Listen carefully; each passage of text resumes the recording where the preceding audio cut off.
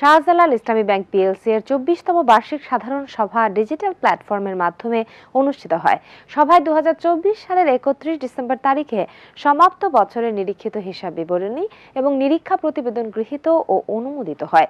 এছাড়া সভায় 2024 সালে সমাপ্ত বছরে শেয়ার হোল্ডারদের জন্য 10% নগদ লভ্যাংশ প্রদানের বিষয়টি অনুমোদিত হয়। পুরোটা থাকছে রিপোর্টে।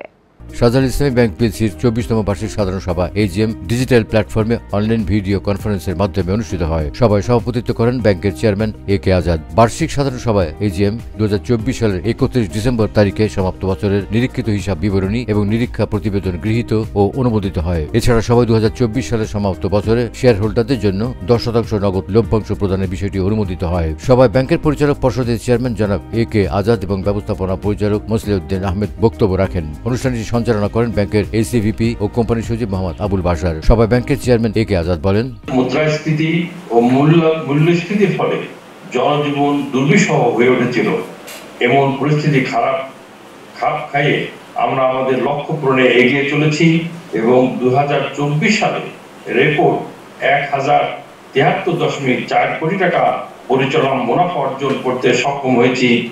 মজবুত আর্থিক ভিত্তি, টেকসই প্রবৃদ্ধি এবং গুণগত ব্যাংকিং ব্যবসা প্রসারণের মাধ্যমে অত্যন্ত সফলতার সাথে আমরা 2024 সাল শেষ করতে পেরেছি।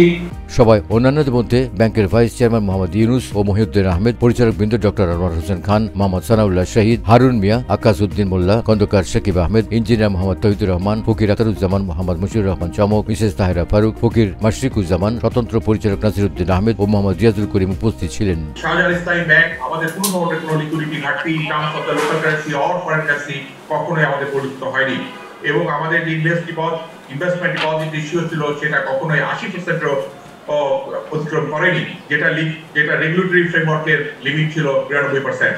সুতরাং আমরা সবসময় একটা এক্সট্রা মার্জিন রেখে আমাদের চলতে পেরেছি এবং আমাদের $400 মিলিয়ন আমাদের ফরেন কারেন্সি অ্যাকাউন্টে আমাদের ছিল, যেটা দিয়ে আমাদের কখনো আমাদের কাস্টমারদের সব ধরনের ট্রেড ফাইন্যান্স আমরা বিক্রি করতে সক্ষম হয়েছি।